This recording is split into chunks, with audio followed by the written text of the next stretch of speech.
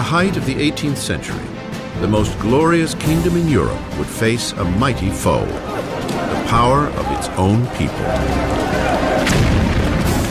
One man would rise to inspire the nation, to cast aside a reluctant king and a hated queen, and a new republic would be born in blood, the blood of the French Revolution.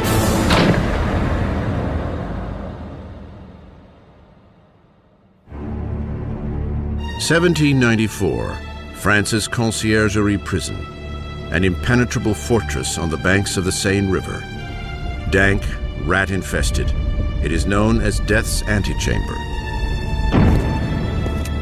Inside, the voice of a young nation is about to be silenced.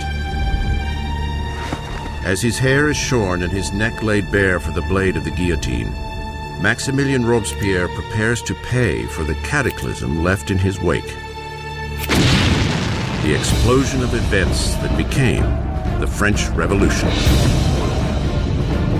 The French Revolution is this extraordinary moment when people began to believe that you could actually recreate almost everything in a society, that you could not only change the politics, the institutions, but you could change human nature itself through political action. The French Revolution really does constitute the crossroads of the modern world where everything begins to turn in a different direction. The revolution saw a feudal land turn its back on aristocratic tradition and chart a violent new course for the future.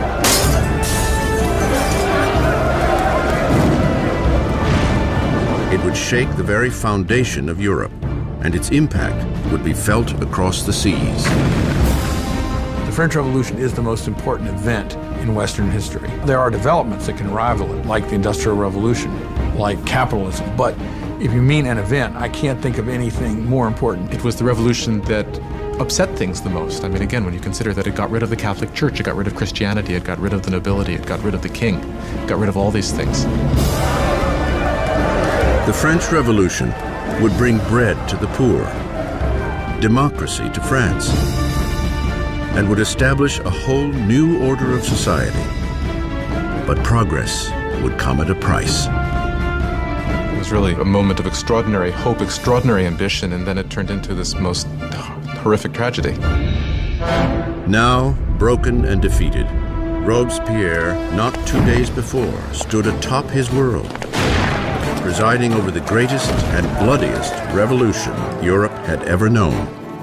So true to its ideals, he was called the Incorruptible. So powerful, his slightest utterance could cloak an entire city in fear. A master orator, Robespierre's words were his weapon.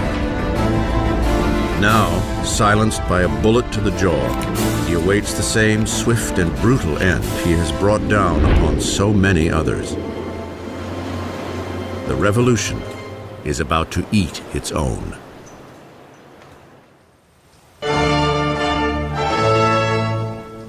No one could have foreseen the turbulent times ahead on one spring day in 1770. The Chateau of Versailles fills to its gilded rafters with the glittering crowds of the royal court. Completed in 1682, Versailles was the crowning masterpiece of King Louis XIV.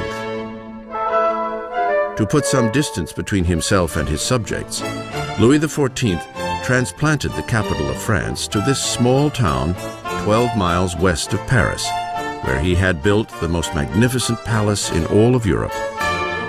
For nearly 100 years, it has been the seat of the nation's unwavering monarchy. And today, it is host to a very important wedding.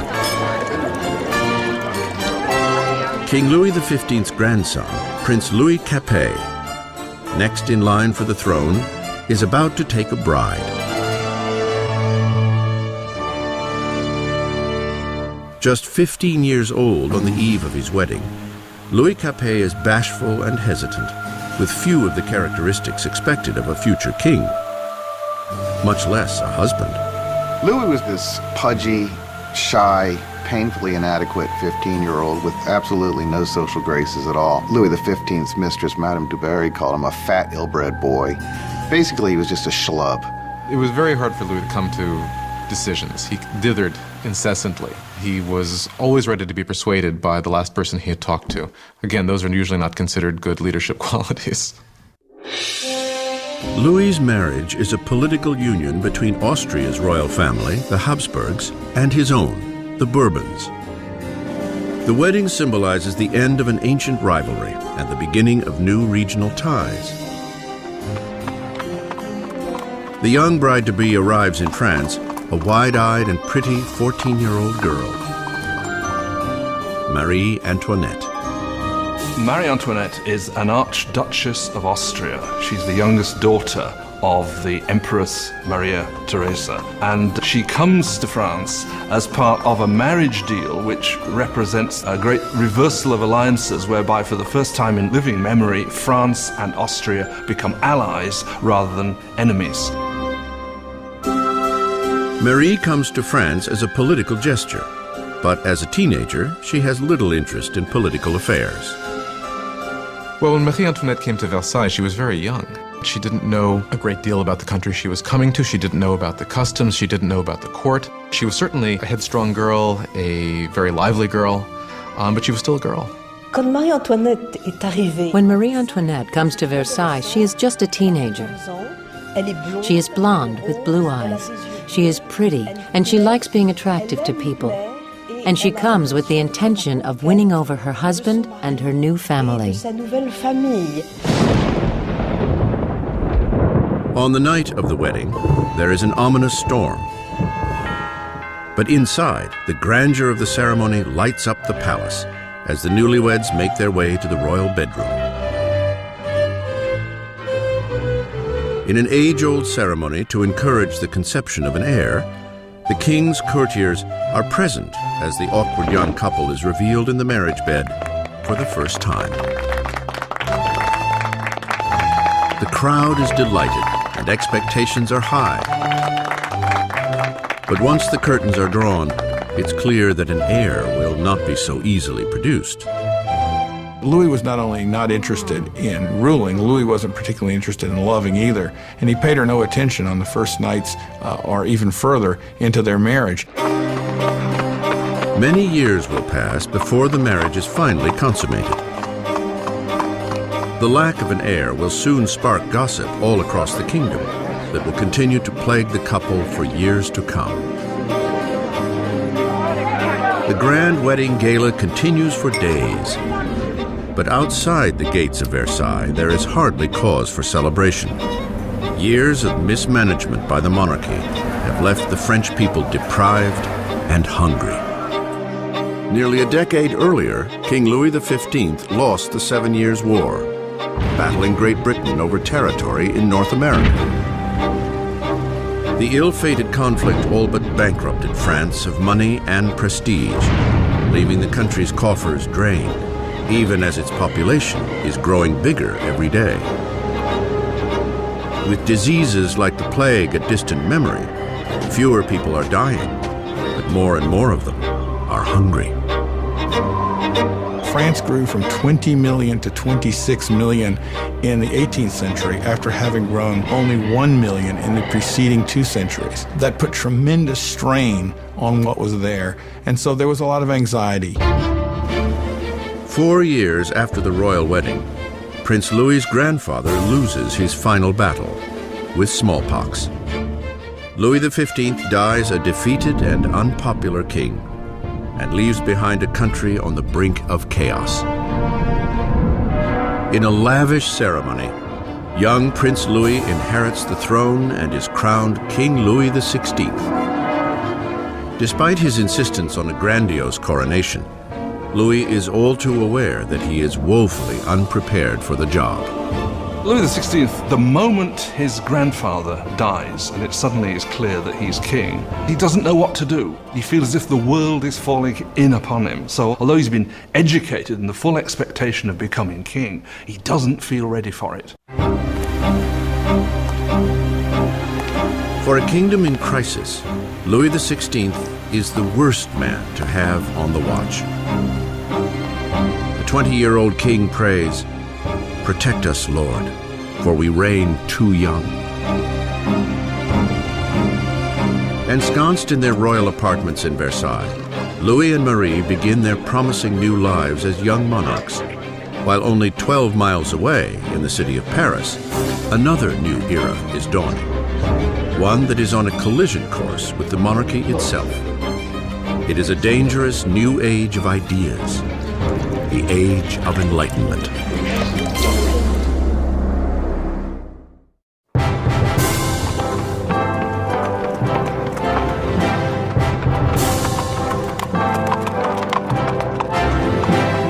As the royal carriage approaches the esteemed Louis le Grand College, crowds gather for a glimpse of grandeur. It is a day to welcome the newly crowned king, Louis XVI, and his lovely Austrian wife to the city of Paris.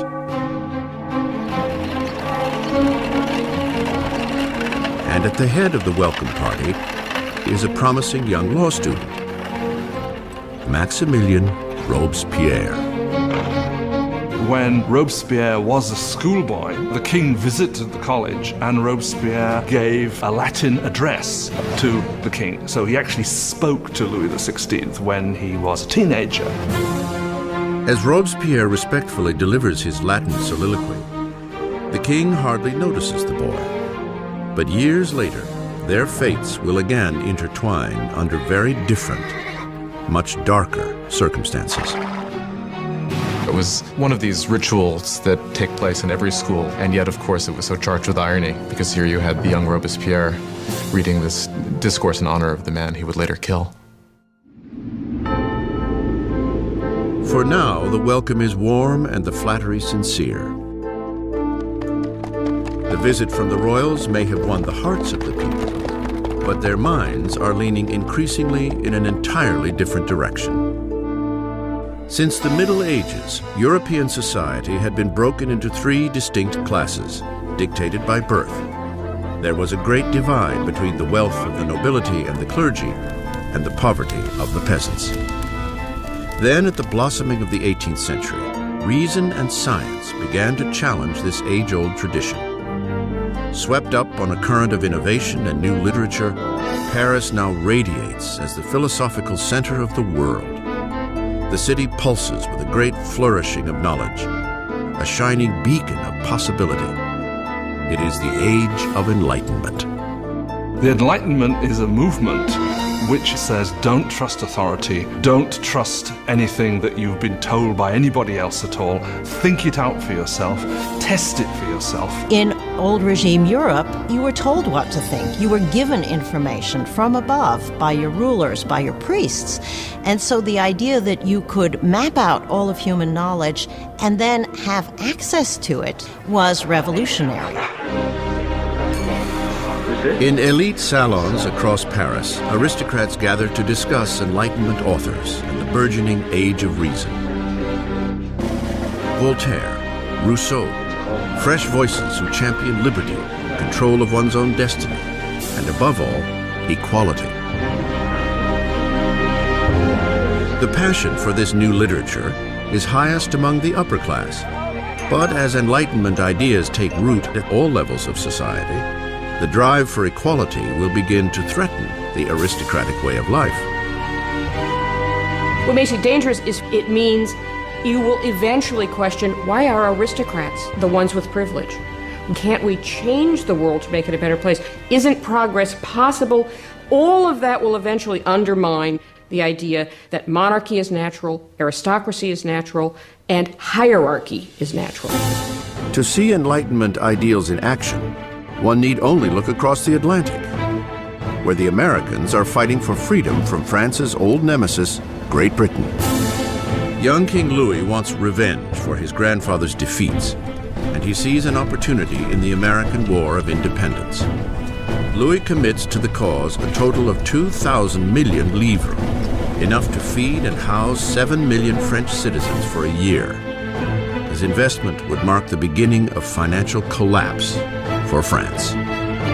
America bankrupts France, in effect, because the debt which the French monarchy incurs in order to fight the American War of Independence turns out to be absolutely crucial in the financial situation of the French monarchy, because the French monarchy cannot pay those debts.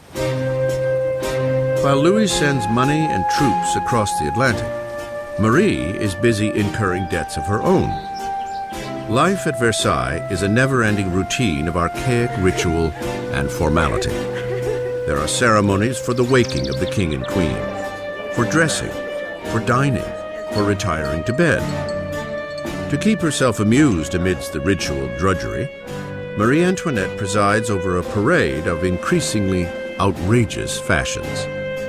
Marie was obsessed with fashion, especially these towering hairdos that were several feet high, that took hours and hours in the construction and fit all sorts of ornaments and fruits, and to many people they seemed like an obscenity. They came to represent what was all that was wrong with her and with Versailles and that culture.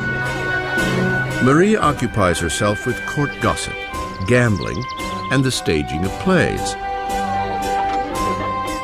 As her expenses accumulate, Marie earns the nickname Madame Deficit. Marie is given the name Madame Deficit as the country is in economic chaos, and she continues to spend as if nothing's happened on dresses and jewels and shoes, and she was the Imelda Marcos of her day. Of all the debts Marie incurs, the greatest is what she owes her country, an heir to the throne. In the 7 years since their marriage, Louis and Marie have yet to produce a child.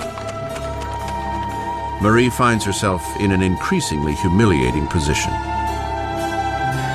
The job of the Queen is to produce a male heir. It's absolutely essential for there to be a son. And during that time, people criticize, people are dissatisfied, people say the king should never have married this Austrian archduchess, and now she can't even produce an heir to the throne. Marie is desperate. Louis's appetite for food is unquestioned, but sex is clearly not on the menu. Il y a toute une correspondance entre l'ambassadeur d'Autriche et la Marie-Thérèse, the mother of Marie Antoinette, questioned, if a girl as gorgeous as my daughter cannot get him going, then what is going on? Qu'est-ce qui se passe? Louis XVI and his young wife were not able to conceive for 7 years. This cast a pall on the beginning of his reign, and because his hobby as a locksmith was well known, there were all sorts of salacious songs circulating to the effect that the locksmith was having a hard time finding the keyhole. Louis's disinterest in sex is seen as a lack of bravado as a king. Finally, after years of frustration and pressure from the court, Louis is diagnosed with a treatable condition called phimosis. Louis had a deformity that made arousal extremely painful. Therefore, there was no consummation until there was a surgical procedure that could correct this. But he was scared to death to have it, and it took years for him to agree to have it.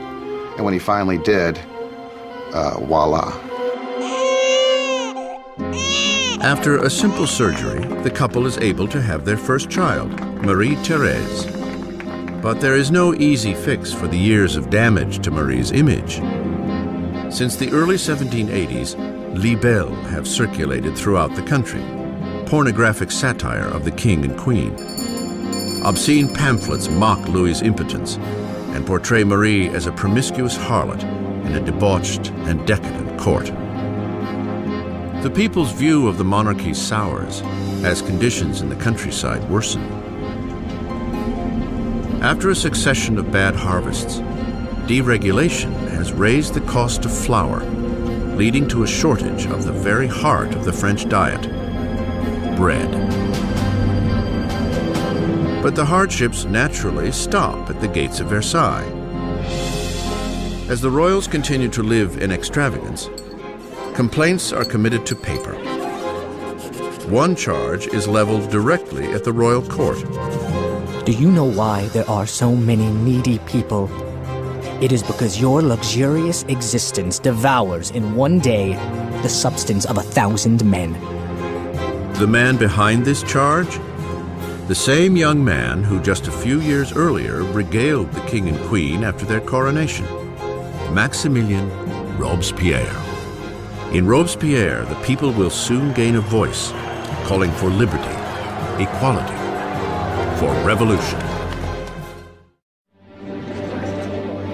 Versailles in the late 1700s is an oasis of extravagance, surrounded by a land in despair. And with an uncertain king at the helm, France is charting a course for disaster. After 19 years of marriage, Louis has sired 4 children. Yet as a king, he remains impotent. In an attempt to demonstrate leadership, Louis dabbles in financial reforms. But his misguided interfering burdens the poor with heavy taxes, while the nobility pay hardly at all. With the economy in ruins and the people restless, it seems as if even the heavens are angry, smiting France with the most bitterly cold winter in 90 years. If ever God intervened to make a situation worse, the summer of 1788 and the spring of 1789 is a moment when that happens. By the summer of 1788, you already have a burgeoning political crisis, and it's developing against a background of very serious food shortage. For the people of France in the 18th century, flour is the essence of life itself. Bread, the measure of existence.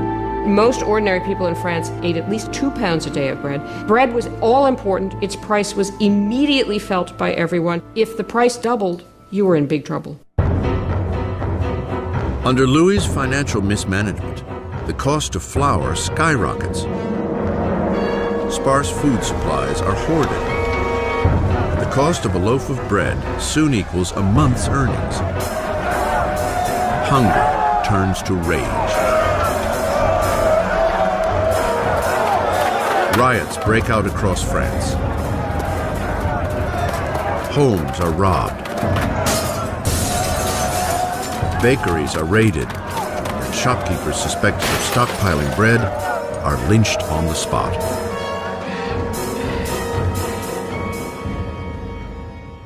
With the economy in shambles, the banks force Louis to hire a finance minister, Jacques Necker. An enlightened thinker, Necker is popular with the people in a way that Louis can only envy. Jacques Necker was undoubtedly the most popular minister throughout the spring of '89 because he's taken the line publicly in his writings that the government's duty is to make sure that there is enough bread and grain for everybody. The nation in fiscal crisis, Necker urges Louis to call a meeting of the traditional representative body of the kingdom, the Estates General. It is the first time the representatives have been called together in 175 years. France was politically organized in something called the estates. The first estate was the clergy, the second estate was the nobility, and the third estate was everyone else. And by contemporary reckoning, the first 2 estates occupied 3% of the population, and the third estate 97% of the population. A lot of people felt it was very unfair for this third estate, which was most of the population, to only have 1/3 of the deputies. They felt it was very unfair that this should be a 3-chamber parliament, where 2 chambers, the nobility and the clergy, could always outvote the commoners. May 4th, 1789.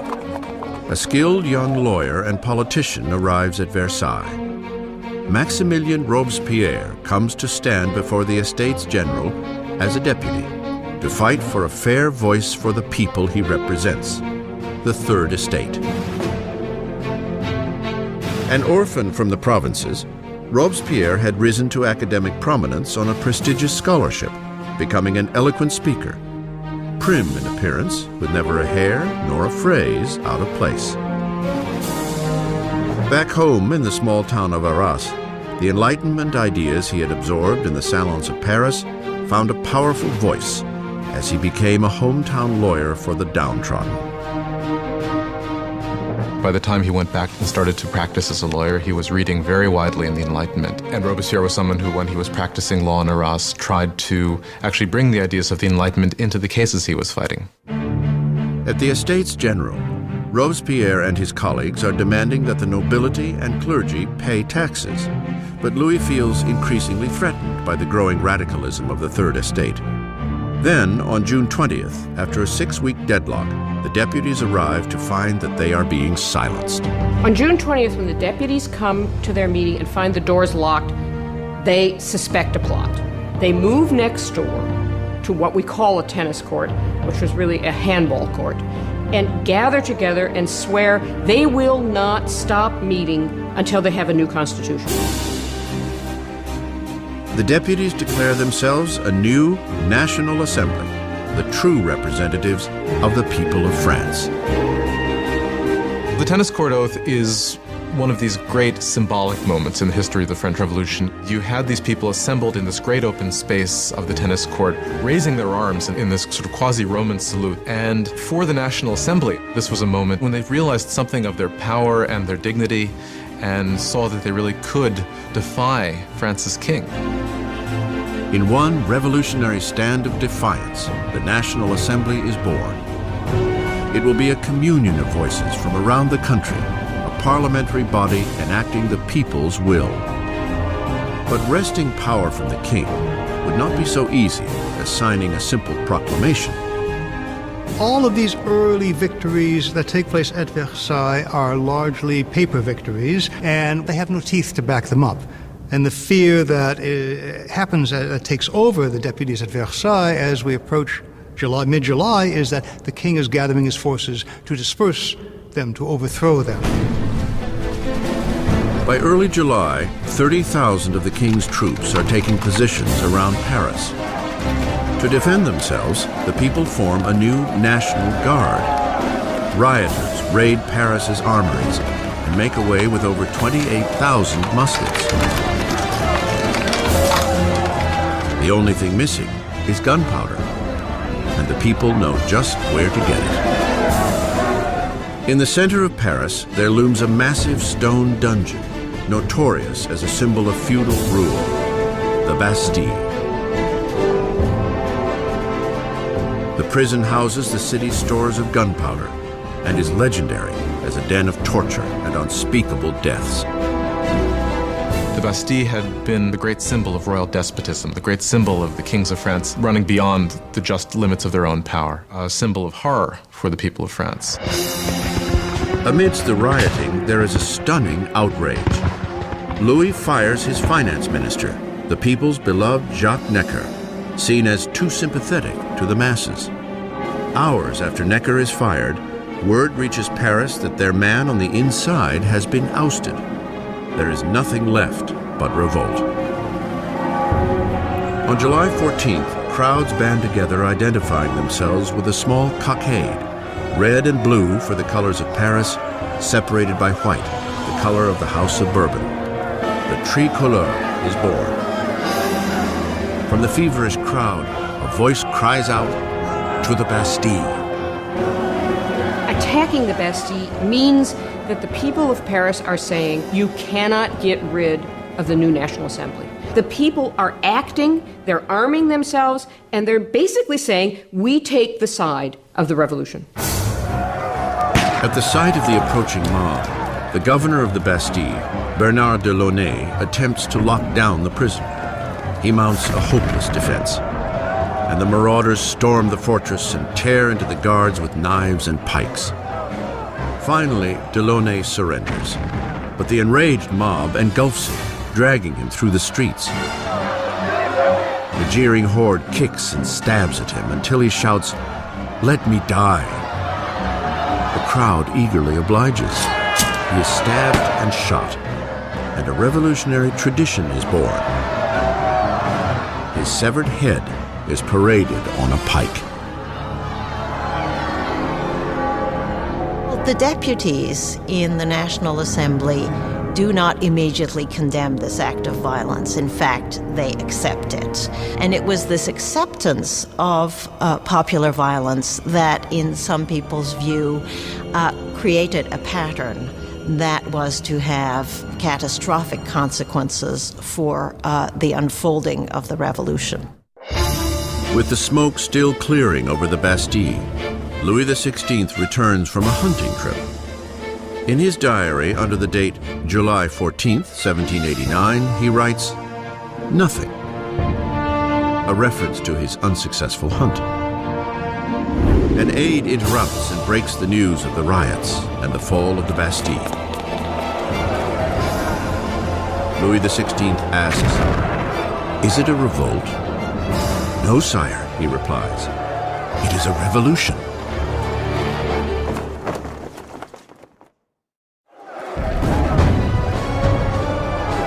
Victory at the Bastille unleashes the irrepressible torrent of revolution. The people had defied their king and won.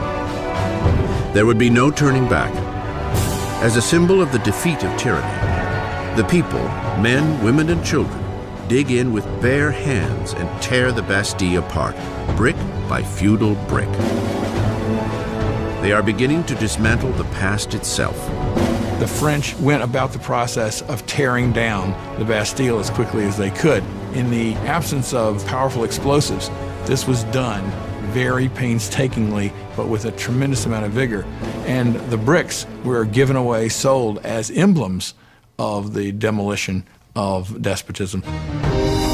The energy of the streets invigorates the National Assembly.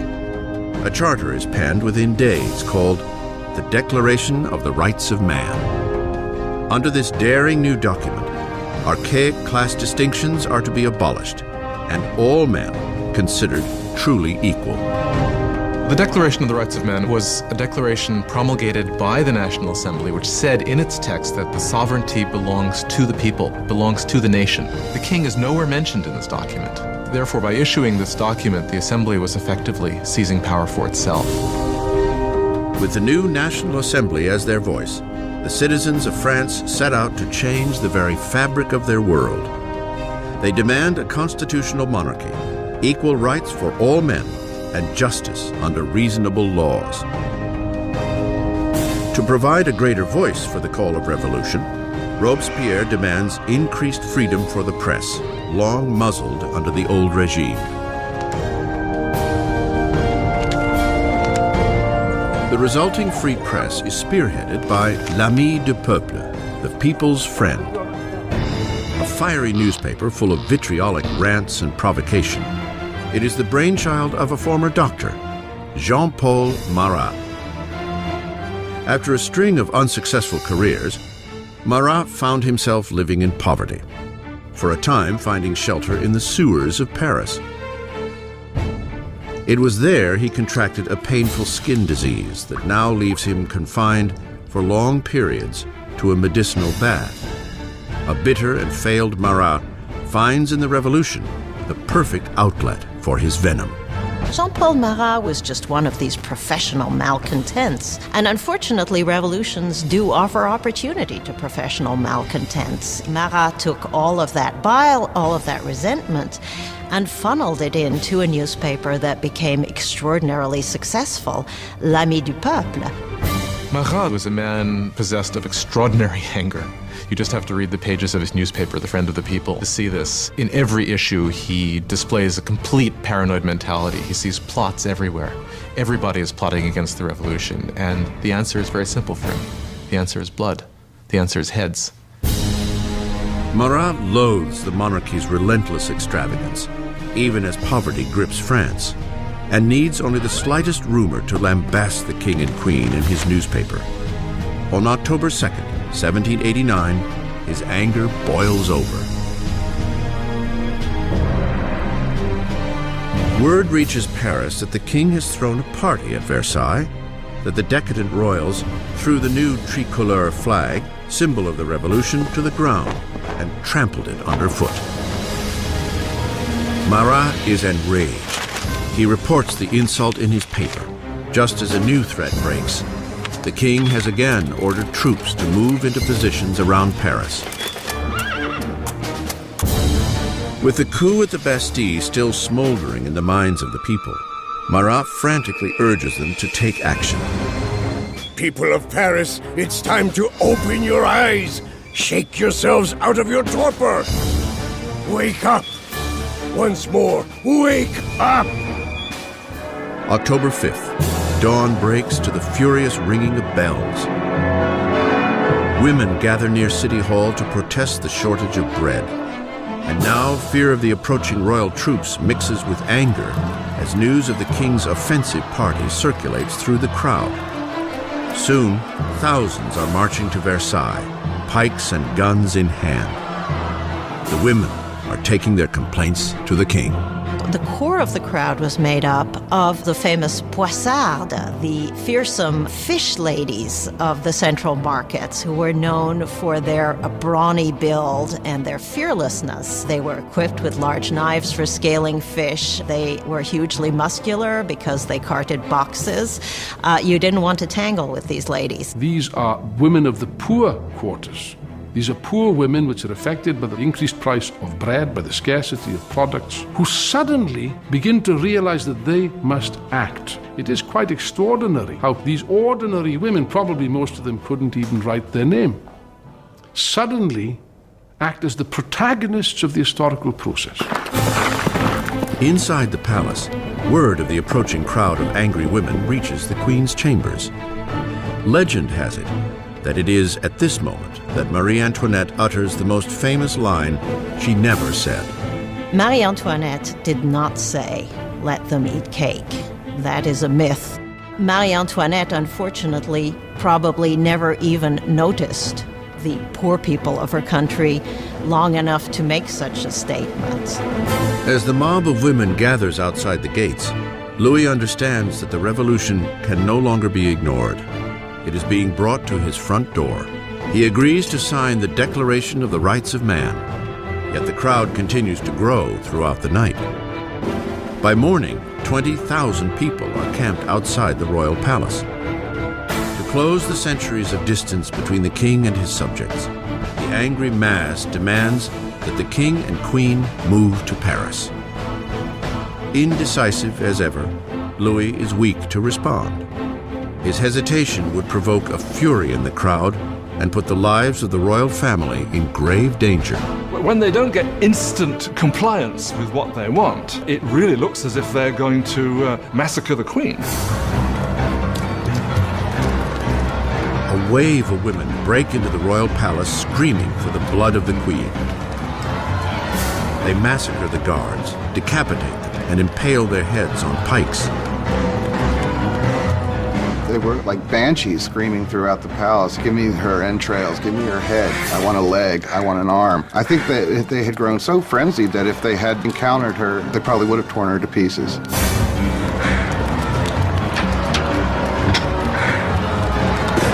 Terrified for her life, Marie escapes to Louis's apartments only moments before the women break into her chambers and tear her bed to shreds. The king and queen are now at the mercy of the mob, and what the mob wants is a little attention from their king. The only way the women can be pacified is for the royal family to agree to go to Paris, because once they're there in Paris, then they can ultimately be made to do what the people of Paris want. They march 60,000 strong, leaving Versailles with carts and wagons overflowing with flour from the king's storehouses, flanking the royal carriage all the way to Paris.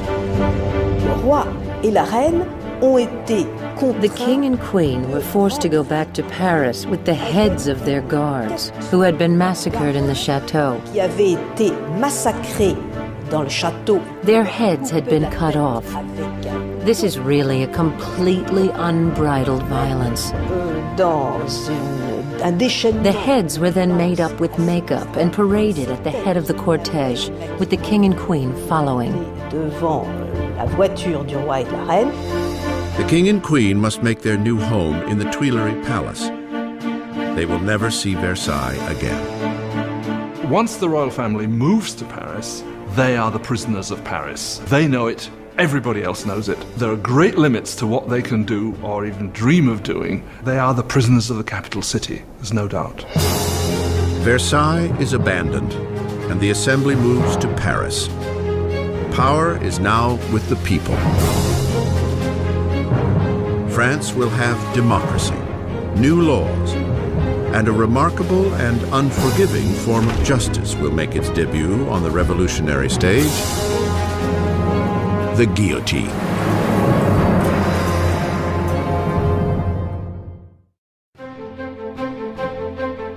May 1791. Nearly 2 years have passed since the royal family and the National Assembly have moved to Paris. Robespierre appears frequently at the Assembly and at the Jacobin Club, a debating society named for the former Jacobin monastery where they gather. Now, words are the very core of the revolution, and Robespierre speaks with an unfailing moral compass. His true north is always the people.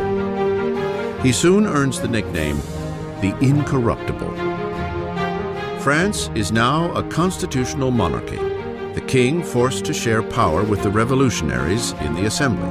But it seems Louis's share is growing smaller by the day, as he is forced to sign law after law diminishing his own authority, and that of the other great feudal regime, the Catholic Church. Louis decides the time has come to escape the confines of the new republic and mount a campaign to reclaim his kingdom.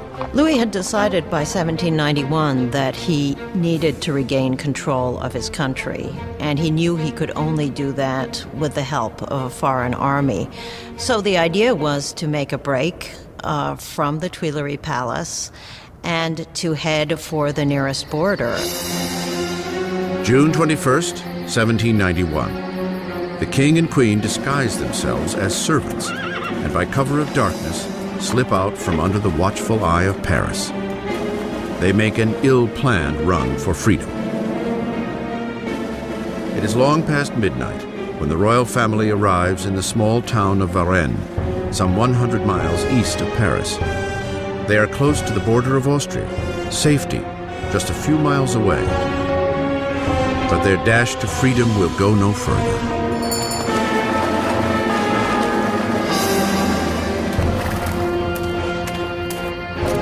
Rumors of the royals' journey have preceded them to Varennes. A town official stops the carriage, demanding their passports.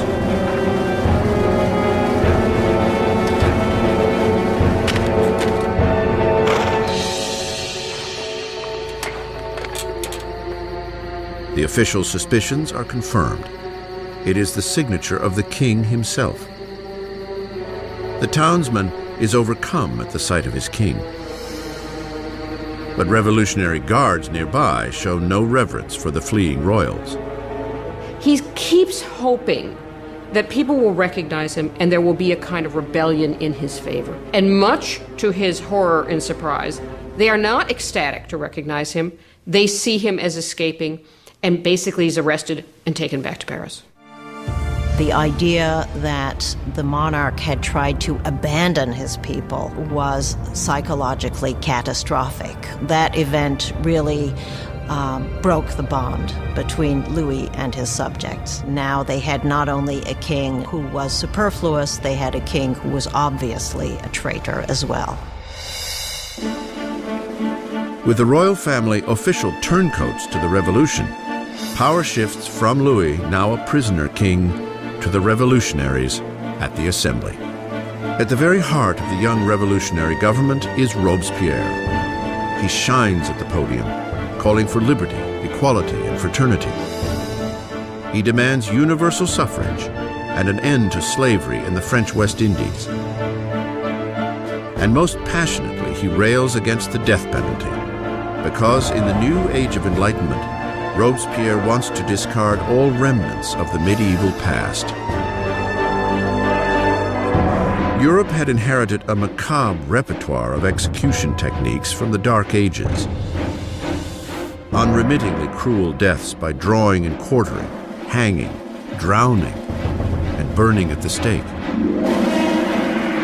Well, under the old regime, there was a whole panoply of very gruesome punishments, and decapitation was punishment reserved for the nobility. And one of the things that the revolution wanted from the start was to have everybody equal in death. They wanted symbolically to have the same punishment available for anyone. Despite Robespierre's opposition, a new killing machine takes center stage in Paris. Physician-inventor Joseph Ignace Guillotine devises a ruthless beheading machine, turning old-fashioned decapitation into a humanitarian experience. Dr. Guillotine describes his new device to the assembly.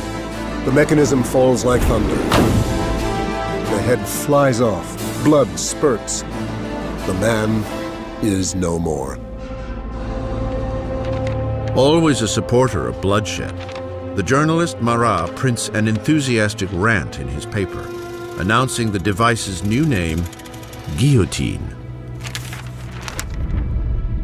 It will soon earn a nickname, the National Razor. The French revolutionaries believe in humane values. They believe that unnecessary suffering should not be caused. And what they like about the guillotine is that it is quick, it's efficient, and as far as we can tell, although no one has returned to tell the tale, it's painless. The guillotine will silence the revolution's internal enemies, anyone suspected of plotting to return Louis to the throne. But it's the enemies surrounding France that most preoccupy the assembly. There is a fear that members of the extended royal family who fled to Austria will launch an armed counter-revolution. The assembly calls for a preemptive attack, a declaration of war on Austria. But Robespierre argues against it. Robespierre is one of the lonely voices who is opposing war because he thinks the enemy will win. Robespierre is afraid that the country isn't ready, hasn't got an army that would be able to defeat the enemy. The enemy might therefore come in and destroy the revolution. Robespierre loses the debate. In April 1792, the Assembly declares war on Austria against a country ruled by Marie Antoinette's own family. A nationalist fervor grows. If Austria defeats the revolutionary army, Louis will undoubtedly reclaim his throne. And Marie is suspected of aiding the enemy by corresponding with her relatives in Austria, giving away French troop movements with the stroke of her pen. All the while, the king and queen feign adherence to the revolution. Louis and Marie Antoinette are playing a double game. They are seeming to go along with the revolution many times, at the same time as they are conspiring against it. They are trying to survive. If you want to be generous, they're survivors, but if you want to be, look at it from the revolutionary point of view, is they're liars. With the French army already suffering huge losses on the border, word reaches Paris that Austria's ally, Prussia, has joined the invasion. The enemy troops are mobilized under the command of the Duke of Brunswick, a Prussian general. Tension pervades the streets of Paris. And then, the newspapers print a letter from the Duke of Brunswick, a manifesto threatening the destruction of Paris if any harm comes to their royal majesties, the King and Queen. The misguided threat wildly backfires. August 10th, 1792. 27,000 armed citizens, fueled by indignant rage, head to the Tuileries Palace and fall upon the king's guards in a savage attack. By the end of the day, over 800 from both sides are dead.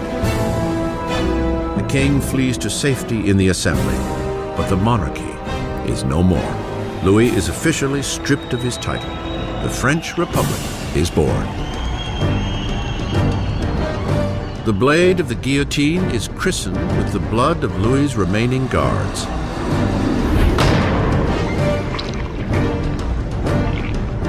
And Robespierre, once a staunch opponent of the death penalty, has had a change of heart. The birth of the new republic can only begin with the death of a king. Dr. Guillotine's chilling new device hangs over Paris like a warning. The penalty for defying revolutionary law and order. Freshly christened with the blood of the king's guards, It will soon put an end to the king himself. By August 1792, with the king deposed and the royal family secluded in the Temple prison, Robespierre and his Jacobins are locked in a battle with the moderates of the Assembly, the Girondins, for control of the national government. And on the streets of Paris, a new political movement takes hold. As a symbol of their rejection of aristocratic tradition, ordinary citizens refuse to wear the knee breeches or culotte of the aristocrats. They call themselves the sans-culottes, those without knee pants. The sans-culottes considered themselves the true people of France. They were not the poorest of the poor. They tended to be fairly well-off artisans, shopkeepers, people like that. But they were people who at least claimed to work with their hands. Not wearing the breeches, not wearing the culotte for the sans-culotte was simply symbolism of being not an aristocrat, being an ordinary man of the people. The sans-culottes seize control of Paris's city government, while the Jacobins and Girondins steer the rest of the country from the National Assembly, now called the Convention. The Convention struggles with the command of the beleaguered French army, which is swiftly losing ground to Austria and Prussia. While fighting back incursions at the border, the revolutionary government cracks down on enemies within, royalist traitors who might deliver Paris into the hands of the invaders. More than 1,000 people are arrested and herded into prison. Priests, journalists, ordinary men and women. Robespierre concentrates on the internal crisis. But his friend, the Minister of Justice, Georges Danton, motivates men young and old to join the war on the frontier. He is gregarious and loud, everything that Robespierre is not. Soon, Danton's name is heard throughout Paris.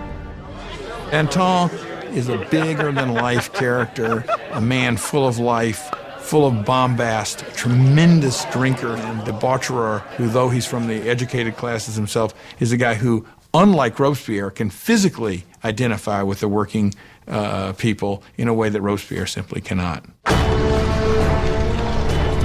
As the enemy closes in, Danton's fiery rhetoric mobilizes the people, inspiring many to take to the battlefront. At one of the moments of greatest peril for the revolution, the Austrian and Prussian armies are invading. He gets up in front of the people of Paris and shouts, "De l'audace, encore de l'audace, toujours de l'audace, et la patrie est sauvée." Boldness, more boldness, forever boldness, and the fatherland is saved. He's really one of the people who manages to rally the country against the invader. It's an extraordinary moment. With so many able-bodied men leaving for the front, Paris is left defenseless, its jails bursting with political prisoners. An unsettling fear floods the city. The growing mass of prisoners may be impossible to contain. Marat puts out a bloodthirsty call for revolutionary citizens to descend upon the prisons and slaughter all inside. The foreign armies were advancing on Paris. Had they linked up in Paris with these bitter enemies of the revolutions in the prisons, of course, then the results would have been fairly horrific from the standpoint of the people.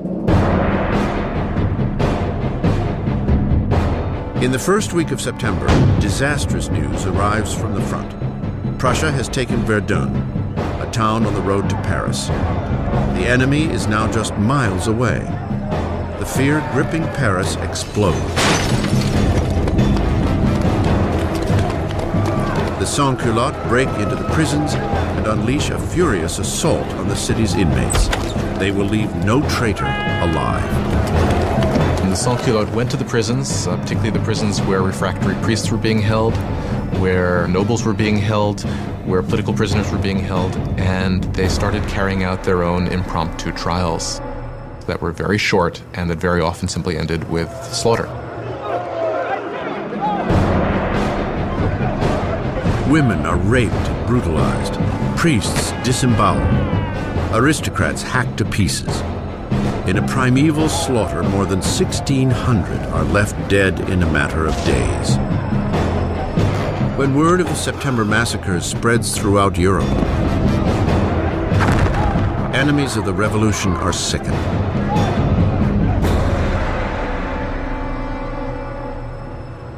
Across the English Channel, the London Times gives voice to the revulsion. Are these the rights of man? Is this the liberty of human nature? The most savage, four-footed tyrants that range unexplored Africa rise superior to these two-legged Parisian animals. The revolution has taken an inalterable turn. Even Robespierre understands that things have gone too far, that the people cannot manage the revolution on their own. They need guidance, an iron hand. And with the power of his words, the incorruptible rises to the forefront as the man who will guide the revolution. Robespierre had once pushed for a constitutional monarchy. Now he believes there is no longer room for the king. A momentous decision is made. France will put its own king on trial. With the verdict a foregone conclusion, the only debate left is punishment. The moderates, the Girondins, call for sparing Louis's life, which isolates them in the convention. The Gironde really crystallized as a faction in the convention over the debate over the king, because while they certainly wanted a republic, they were less sure that the king should actually have to die. But the Girondins are outnumbered by the Jacobin call for blood. Why did the Jacobins want to kill the king? I think they wanted to kill the king because, as Robespierre brilliantly said, you have to kill the king so the revolution can live. If the king is right, then the revolution is wrong. In any system there had ever been, there's only one penalty for treason, and that is death. So in this sense, if the king is guilty of betraying the country in a time of war, then the argument is that he must suffer the death of a traitor. On January 20th, 1793, Louis XVI is declared guilty. The sentence is read. The king must die. That evening, Louis is briefly reunited with his family. Calm in the face of their tears, he promises to return the next morning to say a final goodbye. He will not. He cannot bear his family's anguish and must not weaken on the way to the guillotine.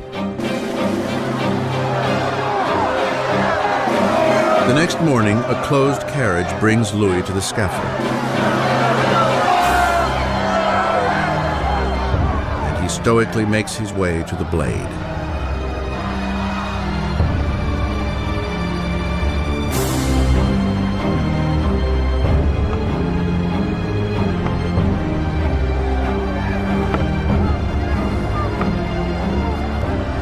He attempts to give a speech.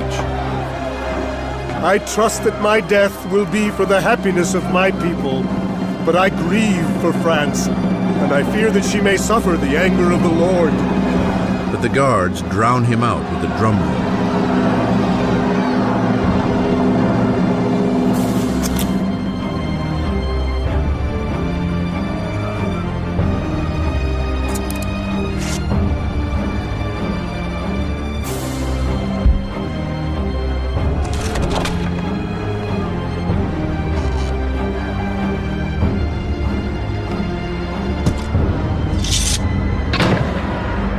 At 10:22 a.m., the man who once was king is no more. In the temple prison, Marie hears the cannons fire, heralding the death of her husband. She collapses in despair. The king's blood is spilt, the revolutionaries victorious. But the enemies of the revolution will soon claim a victory of their own. Their target? The man who is calling for so many heads to roll, Jean-Paul Marat.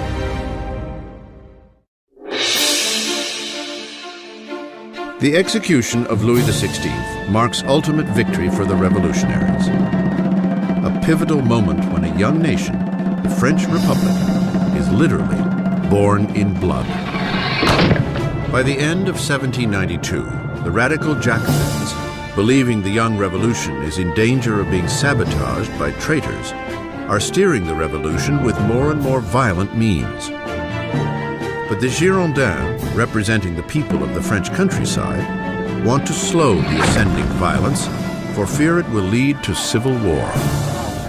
Their most vocal opponent, Jean-Paul Marat, strikes back at the Girondins with furious tirades in his newspaper, naming those he believes are plotting against the revolution. Marat, who once called for the execution of 200, now demands 200,000 heads fall. When you look at Marat's journalism, it's got one basic principle, which is be more extreme than anybody else and call for people to be killed. If you look at Marat's journalism all the time, he's saying, if only we chopped off a few heads, then things will be all right. And when things aren't all right, if only chop off a few more heads, things will be all right. Suddenly, people in Paris begin to massacre people. And Marat is the first to claim credit for that. But the radical movement hasn't taken hold everywhere. People outside of Paris are furious at the spiraling brutality of the Jacobins and call for an end to the bloodletting. And the message reaches the lovely Charlotte Corday, an unassuming yet determined young woman from the provinces. Charlotte Corday is an average person in the city of Caen. She's appalled by the killing that's going on there, and she, perhaps rightly, considers Marat one of the chief authors of that. He's been instrumental on the radical side of the revolution. His Ami de Peuple is still calling for heads. July 13th, 1793. Charlotte Corday arrives in Paris. She knows that the friend of the people has an open-door policy at his home, where he can be found at nearly any hour soaking in his medicinal bath. Corday comes on the pretense that she carries a list of traitors, those collaborating with foreign armies to put an end to the revolution. Marat asks for the list, promising Corday that the traitors will be guillotined the next day. Having given him that, she then produces a poignard, a little stiletto, and stabs him in the chest.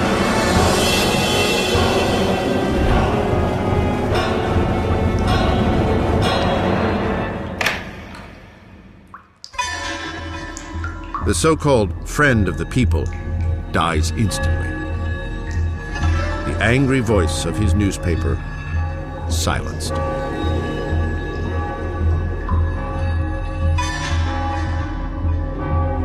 When the revolution turns bloodthirsty, it's very easy to say it was his fault. And that, of course, is what those who hated him or feared him did say, and that's one of the reasons why Charlotte Corday actually murders him in 1793, because he regards him as responsible for many of the bloody atrocities that have actually occurred. Corday makes no attempt to escape. At her trial, she is unrepentant. What did you expect to achieve in assassinating Marat? Peace. Now that he's dead, peace will return to my country. Charlotte Corday is swiftly executed, and her dream of peace dies along with her. She has killed Marat the man, but she has created Marat the legend, his death most famously depicted by the revolutionary painter Jacques-Louis David. He became a martyr. He became a kind of almost religious figure. You had people offering up prayers that went, "Heart of Jesus, Heart of Marat." You had these scenes at his funeral where the bathtub in which he was murdered was sort of put up on the altar, almost as if it was a kind of crucifix. If you look at David's painting of Marat's death, Marat's body is draped in precisely the same way as the body of Christ is depicted in classic representations of the Pietà, the descent from the cross. So clearly there's an identification of Marat with Christ, with Marat representing the new kind of God of the radical republic. Robespierre is envious of the adoration lavished upon Marat, but ever the pragmatist, he turns his attention to pressing matters at hand. Because though Marat is dead, there are still others calling for blood, royal blood. The Conciergerie, death's dark antechamber. 8 months after the execution of her husband, and just days after the killing of Charlotte Corday, Marie Antoinette is jailed here, in a hideous cell, utterly alone.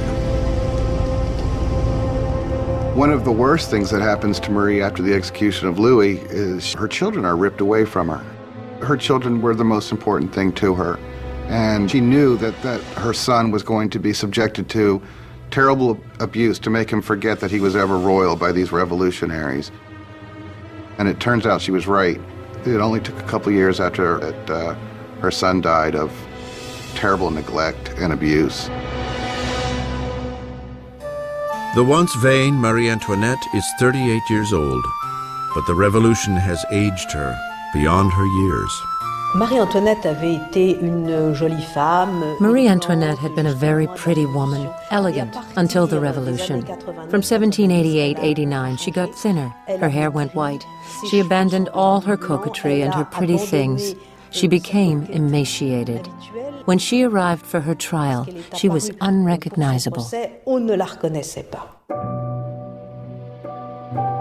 On October 15th, Marie is put on trial, accused of high treason and depleting the national treasury. The little evidence offered is salacious and vengeful rumor. A final charge is added to the list. She is accused of incest with her son. At this, Marie stands to defend herself. I appeal to the conscience and feelings of every mother present to declare if there be one amongst you who does not shudder at the idea of such horrors. And at that moment there was a change in the mood, because all the women felt they were implicated, and they realized they had gone too far with these accusations. In a moment of public sympathy, Marie hopes she will be deported to Austria. But her hopes are dashed when the sentence is handed down. She is to meet the same fate as her husband. Marie Antoinette was, in a sense, doomed from the start. She was the symbol of this Austrian alliance that had proved disastrous for France. She was, along with her husband, a laughingstock because of the apparent sexual failure of their marriage. And she was a symbol of court culture at a time when people were coming to see the court culture itself as something completely corrupt and terrible for the country. So for all of these reasons, she was hated like no queen of France had ever been hated before. She was loathed, she was reviled.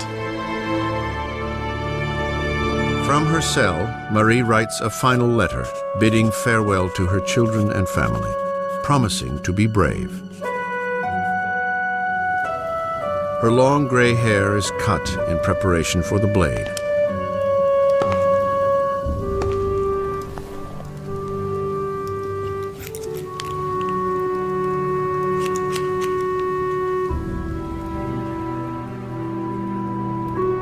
Her hands are tightly bound. As she is escorted from the prison gates, she expects a carriage. Instead, there awaits a common criminal's cart. She hopes when she's taken off to execution that she's going to get the same treatment that the king got, meaning she would be in an enclosed carriage so the crowd couldn't get her, but they just put her in an open wagon where people would shout all sorts of things, horrible threats at her.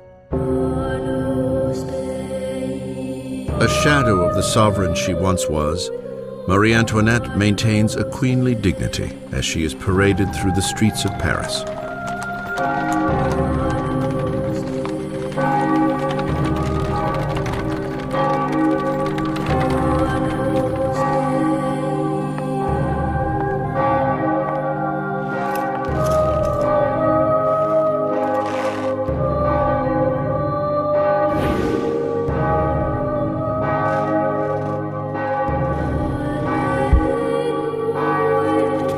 Her name and the charges against her are read out.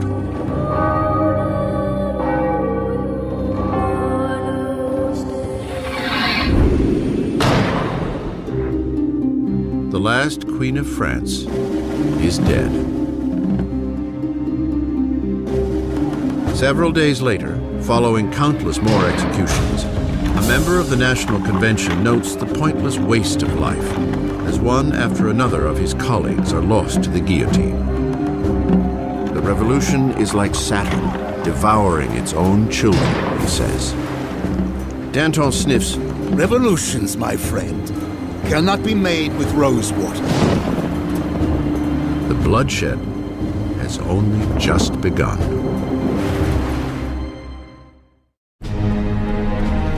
September 1793. 4 years into the revolution, and France is being torn apart. There is violent insurrection in the provinces, and huge losses in the faltering war against Europe. In one blistering defeat, the British Navy takes the port city of Toulon. Europe is eating away at France's borders. France is the single largest country in Western Europe. It's the most populous country in Western Europe. It has been the great military power. And of course, when it entered into the revolution, a lot of its traditional enemies and also a lot of its traditional allies thought, aha, this is our chance to, not to carve a piece off of the actual territory of France, but certainly to enrich ourselves at its expense and to weaken it permanently. France is isolated in the whole of Europe. It's being blockaded by Britain. It's being attacked and invaded by Austria and by Prussia. The people of Paris are seized by a fear that the victory of the counter-revolution will lead to a bloodbath. Danton and Robespierre, the star orators of the convention, realize that they must boldly strike out to save the revolution. They convince their colleagues to institute a menacing new form of martial law. It is time for all Frenchmen to enjoy sacred equality. It is time to impose this equality by signal acts of justice upon traitors and conspirators. Make terror the order of the day.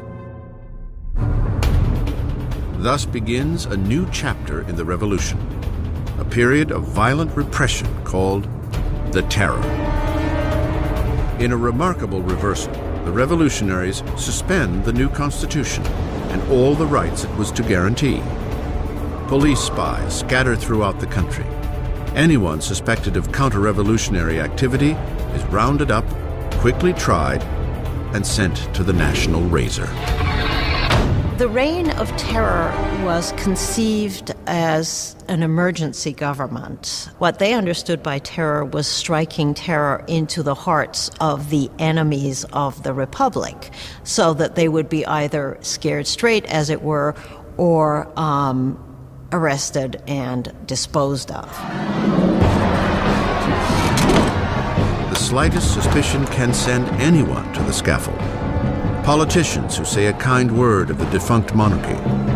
Anyone who uses the formal monsieur or madame instead of the new form of address, citizen. The air is fraught with paranoia. Neighbors denounce neighbors. The incessant rolling of the death carts rattles through the streets of Paris.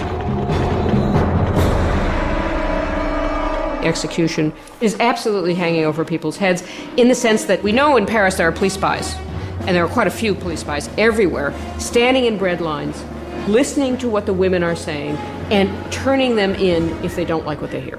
You could be turned in not just for complaining about the high price of bread, but you could be turned in supposedly even for not being enthusiastic enough about where things were going and the successes of the revolution. So just about anything that would stand out for commentary could get you into trouble. The convention sets up a revolutionary tribunal, expediting trials and executions with ruthless efficiency. To consolidate power, they form a 12-man council and call it the Committee of Public Safety. Ultimately, power had to be delegated to a smaller group, and that group became the Committee of Public Safety. Ultimately, it became 12 people who really ruled France as a kind of collective dictatorship. With his masterful words and revolutionary vision, Robespierre soon emerges as the committee's fiercest guiding voice. And that voice is calling for more blood. One of the paradoxes in Robespierre's political life is that he very early on is a passionate opponent of the death penalty. And of course, this is thrown back in his face later when he becomes an equally passionate proponent of terror and the guillotine.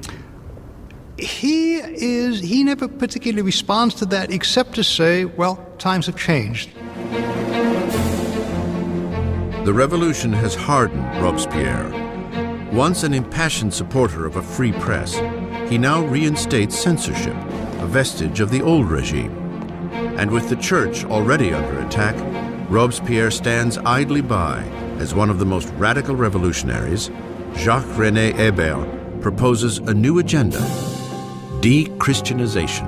When the crisis of the war and internal rebellion is at its height, people begin to say the root of all the problem is priests, is religion. And what we've got to do, if we're ever going to be safe against the enemies of revolution, is destroy the power of the Catholic Church. Superstition, fanaticism, that's what religion's all about, and therefore what we have to do is stamp out this whole thing entirely. Streets carrying the word saint are renamed. Religious icons are destroyed and replaced with tributes to the new saint, Marat. The church came to seem simply the enemy to the radical revolutionaries. Churches and cathedrals are simply stripped of their altars. Stained glass is smashed, statues are smashed, the wealth of the churches is simply carted off. Of course, for European opinion, this was something even more shocking than the death of the king. Not even the Christian calendar is spared. Years are numbered no longer from the birth of Christ, but from September 1792, the overthrow of the monarchy. It is now year 1. Months are renamed according to the seasons. July becomes Thermidor, April, Floréal. Months are broken into 3 weeks of 10 days each. The revolutionary calendar was certainly designed as a kind of weapon against Christianity, against Christian belief. Of course, by having a 10-day week, you'd no longer have Sundays, so people wouldn't even know what day Sunday was anymore. That's what they hoped. The terror spreads across France. Insurrections are put down with a vicious, unrelenting cruelty. In the city of Lyon, where counter-revolutionaries are gaining ground, the Committee of Public Safety sets a brutal example. Hundreds of rebels are tied up, marched into fields, and mowed down en masse.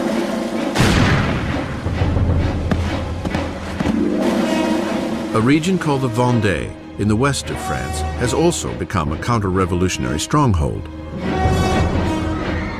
Rebels and priests are tied together and packed onto boats that are then mercilessly sunk. Up to 100,000 people are killed in the Vendée alone. In Paris, the blade falls at an ever more frantic pace.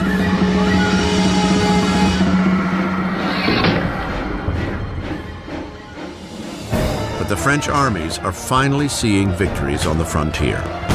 Under a brilliant young commander named Napoleon Bonaparte, the French army sends the British Navy into a demoralizing retreat at Toulon. The revolution is on the rise. Robespierre is at the height of his power. He has taken on the enemies of the revolution and ensured its success through terror. For a time, the terror was very effective as a means of getting the country together, getting the government together, and fighting what was, after all, a war on several fronts. On the Eastern Front and on the Northern Front against external enemies, also a civil war in the Vendée, which was the bloodiest of all, also a civil war against the supporters of the Gironde and other revolutionaries who had turned against the government in Paris. The terror has achieved its goals, but it does not stop, and it will not stop until it devours the very man who unleashed it, Maximilien Robespierre.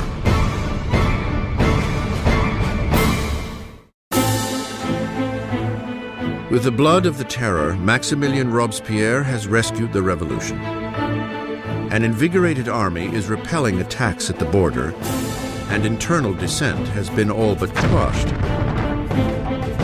At the height of his success, Robespierre dreams up a loftier goal yet: to use more terror to mold a new kind of society, a republic of virtue. By virtue, he means civic virtue. It's an active principle for Robespierre. For example, you cannot be a virtuous citizen by simply obeying the laws and keeping your head down. You must actively be involved in the work of the state, and that includes for Robespierre destroying the enemies of the state. On February 5th, 1794, Robespierre gives a speech outlining his philosophy. Terror without virtue is disastrous. But virtue without terror is powerless. He associates terror with virtue. Terror at that moment becomes in his thinking an instrument by which you create virtue. But others disagree. For Danton, the revolution is heading down the wrong path. He and his followers, the Dantonists, believe it is time to bring the terror to a halt. It has served its purpose and is in danger of feeding the revolutionaries into their own fire. By the spring of 1794, things are beginning to go better. The food situation is no longer so bad, and the war effort is going better, and Danton is basically saying we need to get a new footing for the government. We need to move to a kind of normalization. Robespierre believes it's too soon. Danton will start organizing a group to argue that we should end the terror. Robespierre will see this as a direct threat to the government. He will not see it as just a difference of opinion about the direction of policy. He will see it as potential treason. And in Robespierre's Republic of Virtue, there is only one response to treason. The Dantonists are rounded up and quickly sentenced to death. Robespierre has sent thousands to the scaffold, but is uneasy with the blood of execution.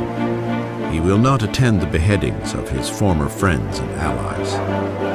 As he steps up to the blade, Danton shouts, "My only regret is that I'm going before that rat, Robespierre."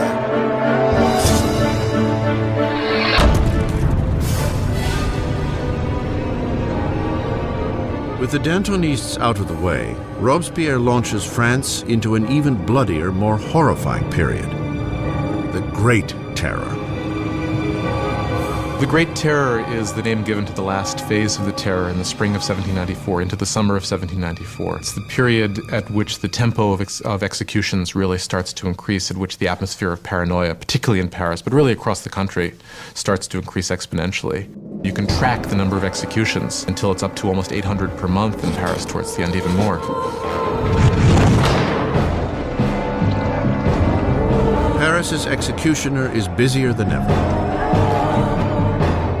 But on June 6, 1794, the roll of the carts comes to a halt. The guillotine hangs silent.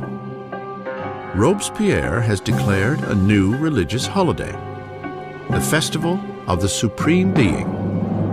He wants to replace the old Catholic god with a new one, the goddess of reason.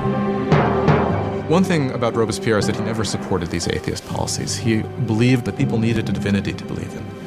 And he helped sponsor this cult that was called the Cult of the Supreme Being, with this extraordinary tableau in Paris, in I believe it was June of 1794, which had choirs of people dressed in white singing. You had this kind of papier-mâché mountain that was built in the center of Paris. And then at the critical moment of the ceremony, you had Robespierre himself sort of emerging on the top of this mountain, clad in a toga, and marching down. And I think at this moment, a lot of people felt, all right, who does he really think he is? Does he think he's God here? Does he think he's the king? As the Great Terror spirals on, Robespierre's colleagues see the Festival of the Supreme Being as his departure from the realm of reality.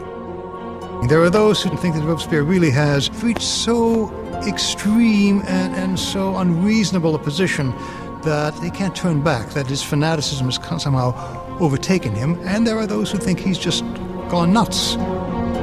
Once again, Robespierre's suspicions turn to those closest at hand. On June 27th, now the 9th of Thermidor, he appears before the convention and delivers a speech of threats. It is the last speech he will ever give. Robespierre makes a tactical error. He comes in and announces that he has a new list of enemies of the Republic, but he won't give the list. Therefore, everyone is afraid they might be on the list, and when he comes back the next day to give the list, he is arrested before he can speak. An unexpected chorus of voices shouts Robespierre down. He is stunned into silence. The deputies declare him an outlaw and immediately remove him from the convention.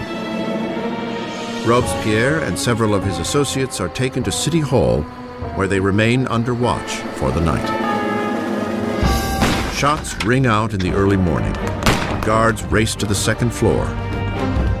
They fling the doors open to a grisly scene. One of Robespierre's allies has thrown himself from the window. Another has taken a pistol to his head. And Robespierre is found semi-conscious with a bullet wound to the face, his jaw shattered from an apparent suicide attempt. Robespierre spends his last hours on the table of the Committee of Public Safety, in the very room where he had piloted the terror to its hideously bloody peak. As he is ridiculed and insulted by his former colleagues, Robespierre is unable to respond. The Grand Master of Oratory has been silenced. In the conciergerie where the last Queen of France had preceded him, Robespierre is prepared for the national razor. His cellmate, the revolutionary Saint-Just, points to a painting of the rights of man and declares, "At least we did that." Robespierre had spearheaded a revolution and changed the face of France. He had reordered society and engineered a bloody and tyrannical system to ensure its success. But he was destined to be one of its final victims. It turns out that there is a great deal of enthusiasm for ending the terror. Nobody can figure out how to do it. And what turns out to be the case is that the only thing that will end the terror, and apparently the only thing they can all agree upon, is the fall of Robespierre. On July 27th, 1794, the guillotine comes down on the incorruptible. And the last blood of the terror is shed. The terror dies with Robespierre, but the revolution does not. The rights of man, democracy, the new republic, the accomplishments of the revolution would far outlive any of the revolutionaries themselves. France would enter a period of uncertainty, frozen between fear of another terror, or worse yet, a return to the oppressive monarchy that preceded it. 5 stagnant years would pass before power once again consolidated in the hands of a single man, Napoleon Bonaparte. Historians disagree over the end of the revolution. Some believe it died with the rise of Napoleon. Others maintain that the revolution lived on into the 19th century and beyond. The revolution was the first and enduring model of a people taking its destiny in its own hands. The idea that the subjects of the oldest, the most established, the most glorious monarchy in Europe could decide to completely rewrite their history was something that had extraordinary resonance. The revolution tore apart the old feudal fabric of Europe and forever changed the course of Western civilization. The question raised by the French Revolution is how much violence is justified in achieving a better society. Do people have the right to overthrow what they see as an unjust system, to replace it with what they are convinced in their hearts is a more just system? How much violence is justified in doing that? We still face this question today. As Robespierre and his colleagues were driving their country into the future, many of them must have wondered what the final outcome would be. More than 200 years after the birth of the French Republic, the ghost of Robespierre hangs over revolutions from Russia to Vietnam, China to Latin America. The French experiments with democracy have inspired models all over the world. Wherever tyranny takes root, the cry for justice is eternal. liberty, equality, fraternity, for revolution.